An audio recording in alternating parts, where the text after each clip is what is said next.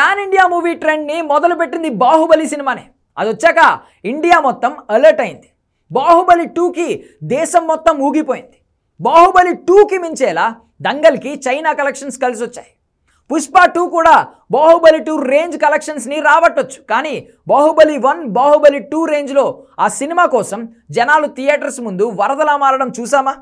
KGF 2, RRR కూడా 1300 కోట్ల పైనే రాబట్టాయి. కల్కికి 1200 కోట్లు వచ్చాయి. కానీ ఏదో మిస్ అవుతోంది. ఇప్పుడు బాహుబలి 2 రేంజ్లో దేశం మొత్తం పూనకాలు తీసుకొచ్చే బాక్స్ ఆఫీస్ మొగుడు కావాలి. అలాంటి వాళ్ళు ఎవరు? రాజమౌళి వల్ల సూపర్ స్టార్ మహేష్కి ఆ రేంజ్ వస్తుందా? వార్ 2తో ఎన్టీఆర్కి సినీ సునామీ తీసుకొచ్చే ఛాన్స్ చిక్కుతుందా? ప్రభాస్ మళ్ళీ రంగంలోకి దిగి స్పిరిట్తో ఆ సునామీని తీసుకొస్తాడా? అయినా అర్జెంటుగా బాక్స్ ఆఫీస్కి మొగుడు కావాలన్న డిస్కషన్ ఎందుకు మొదలైంది? Have a look.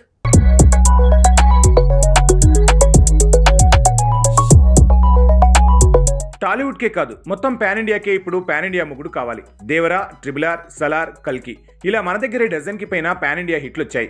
బాహుబలి తర్వాత పాన్ ఇండియా సునామీలు మన నుంచే కామన్ అయ్యాయి. అలాంటప్పుడు కొత్తగా బాహుబలిని మించిన బాక్సాఫీస్ మొగుడు కావాలనే డిమాండ్ రావడం కాస్త డిఫరెంట్గా అనిపించవచ్చు. కానీ ఇది నిజం. బాహుబలి వచ్చినప్పుడు అదేదో అద్భుతం జరిగినట్టు సౌత్, నార్త్ అంతటా జనాలు థియేటర్స్కి క్యూ కట్టారు. ఇక బాహుబలి 2 వచ్చాక ఇక ఈ మూవీ చూడకపోతే జీవితమే వేస్ట్ అన్నట్టు పనులు పోస్ట్పోన్ చేసుకుని మరీ బాహుబలి 2 కోసం థియేటర్స్ ముందు క్యూ కట్టారు. అదో హిస్టరీ. కేవలం 1850 కోట్ల బాహుబలి 2 రికార్డ్ని మరో మూవీ బ్రేక్ చేసినా ఈ రేంజ్ సునామీని మాత్రం ఆ మూవీ తీసుకురాలేదు. పుష్ప 2కు కూడా 1800 కోట్లు వసూళ్లు రాబట్టినా బాహుబలి 2తో పోల్చలేం.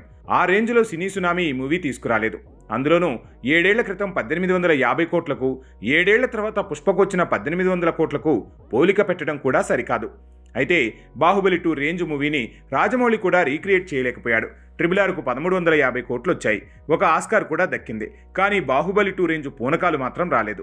అలాంటి సినిమాలు కనీసం 5-6 ఏళ్లకు ఒకటి వచ్చినా ఇండియన్ మూవీ మార్కెట్ షేక్ అవుతుంది. అలా గతంలో జరిగింది. కాబట్టే కల్కి, సలార్, RRR, దేవరా, KGF లాంటి పాన్ ఇండియా మూవీలు వచ్చాయి. వాటికి 1000 కోట్ల పైనే వసూళ్లు దక్కాయి. కాబట్టే ఇప్పుడు సౌత్లో కూడా 100 నుంచి 1000 కోట్ల బడ్జెట్ కూడా పెట్టి ధైర్యంగా సినిమాలు తీసేందుకు రిస్క్ చేస్తున్నారు నిర్మాతలు. సో ఇండియన్ సినిమా మార్కెట్ పెరగాలన్నా, దాని ఇంపాక్ట్ గ్లోబల్ మార్కెట్ మీద కనిపించాలన్నా బాహుబలి 2 లాంటి హిట్లు పడాలి.